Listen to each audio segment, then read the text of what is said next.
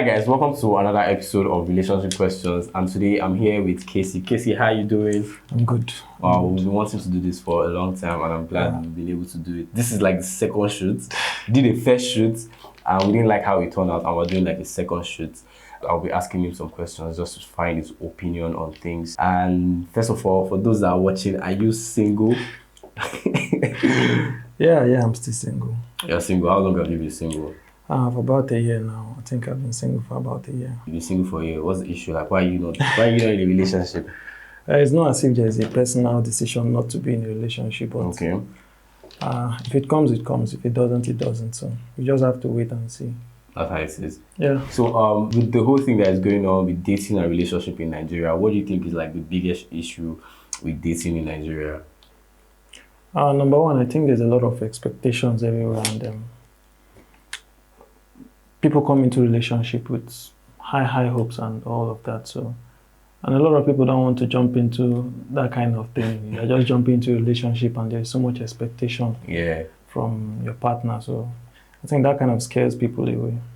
Wow. So you think like the expectation, like because people have so much expectation, it's causing a lot of issues. Yeah. Okay, let me give you an example. You just meet a girl, you guys start hanging out. Next thing, she's posting memes and I want this, I want that. She's not telling you directly, but the memes are saying everything. So you understand, and you kind of ask, you may say, well, just the enter, you don't do it. So, before you know, you are. Yeah, I noticed like a lot of guys are scared of billing, so nobody wants you to just bill them. The economy is tough, and nobody wants that kind of responsibility so quick. You understand? And nobody wants that kind of responsibility. It's kind of scary now going into a relationship. I guess. It's not like when you were in secondary school where it was just it was just love. Yeah. It was just I love you, love you. Yeah, no expectations. But now, 2 seconds or more. Debit. So, you said you are single. What's your type? I think I like petite women. I like petite girls. Feminine petite girls, yeah. Feminine petite girl. If you're beautiful, that's a bonus for you. Wow, that's cool. There's the vibe, and there's this whole thing going on social media about women that earn more than their husband, and how people say things like when a woman earns more, it's difficult for her to stay in a relationship or a marriage because women generally want men that are better than them. Do you have a problem dating a woman who earns more money than you? Then again, it goes back to the attraction thing. If I'm attracted to you when you're already earning more, then I shouldn't have a problem with it. Okay. You understand? But if it is something that happens along the line, it may or may not cause a rift, depending on how she handles it or depending on how I handle it. You understand? Because sometimes it's not just the money, it's the changes that come with the money. You understand? Okay. She may not have your time again the way she. If it is just the money, it doesn't make any difference. The money doesn't mean anything actually. You understand? It's the changes that come with the money. That means something. Yeah, because she may have to work for long periods. Understand? If she used to make food for you before, she may no longer do it for you because maybe she doesn't have the time. Not because she doesn't want to, but she doesn't have the time. And then a lot of small things, you understand. Most times they say it's beyond love. Love is not enough, you understand, sometimes. So aside the love, the money doesn't make much difference. Money makes everything better, actually. Okay. But it's just the other things that come with the money. That makes a difference. Yeah. There's the talk of polygamy and monogamy. Do you consider yourself monogamous or polygamous? I think we have been tacitly forced to be monogamous in nature.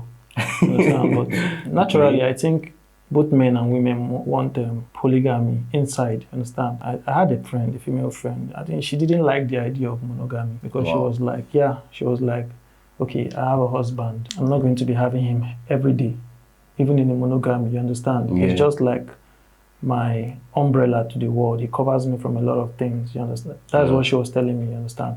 But when you're in a monogamous relationship, you have to be there every day with the person. You see the person every day, you talk every day. It can be exhausting.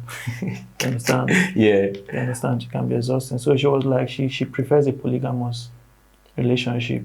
She doesn't have to cook every day if she's in a polygamous relationship. Okay. You understand? She doesn't have to have sex every day. She gets to have time to live her own life in a polygamous setting. You understand? Yeah. She has more time for herself, and she also has a husband. You understand? It's not like she doesn't have access to she also has access to the husband. but not be that everyday stuff, you understand? And to the man, again, it's a win-win situation. When you are with one person all the time, it can be boring. So it's rice and beans, yes, too. So are you saying it's difficult for a man to stick to one woman? Like I said, we've been taught to be monogamous, and so if you don't really take time to study like polygamy, you wouldn't have any problem with monogamy, because that is all you know. Wow.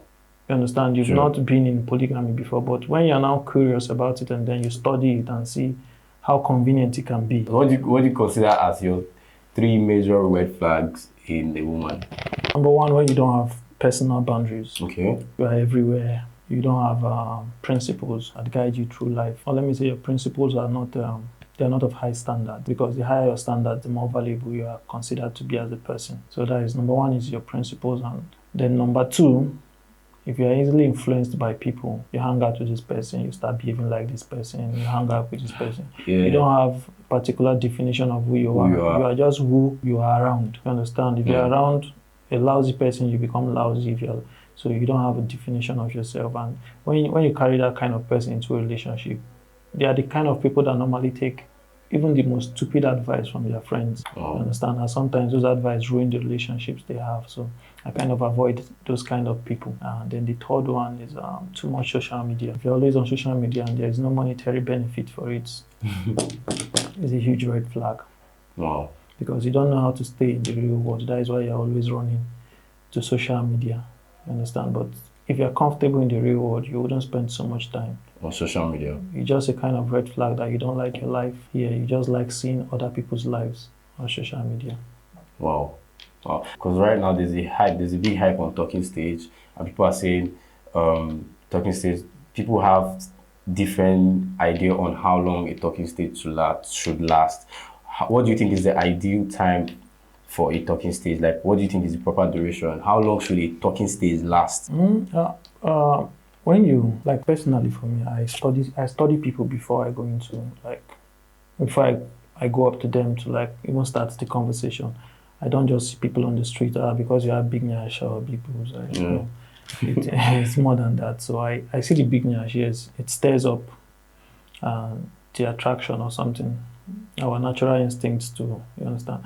So, but that's just the first stage. I won't call that primary part, like the talking stage. The talking stage starts when you actually approach the person with something meaningful, with an offer. True. You understand? That is where the talking stage starts.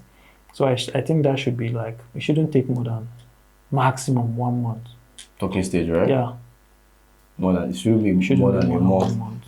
I believe that too, because a lot of people have different ideas on how long talking stage. Some people say 3 months. Jesus Christ. That's a long time. So how is sex important to you in a relationship? Very important. When you have sex with a person, you get to know the person inside out. There's nothing the person can hide from you again. Wow. You understand? So any barriers that need to be broken, sex breaks it, and then that is when you become most vulnerable, especially for the women. You understand? So after sex, that is when you get to see the true color of the person. You see whatever the person. There's a kind of openness that comes after sex. Wow. You understand? So like I always say, the earlier you have sex, the better for you. With the person, right? Yes, the better for you. Because if you go deep into the relationship and then you have sex, it's going to reveal a lot of things about the person. And then if you're not comfortable with all those things that are being revealed, it's harder for you to walk away. Wow. You now start putting up with a lot of things just because you don't want it to come to an abrupt end because you just had sex. Sex now. You Instead of having the sex earlier before. Exactly. Something you should have done since, you understand? But deep into the relationship, you start feeling like, if I leave now, she starts thinking, this is all I've wanted all along. You understand? you get to, the earlier you have it, the better. The better. What's your thought on the whole feminism thing that is going on right now on social media? Red flag. I think I was supporting the feminist movements way back 2010, 2011, 2012.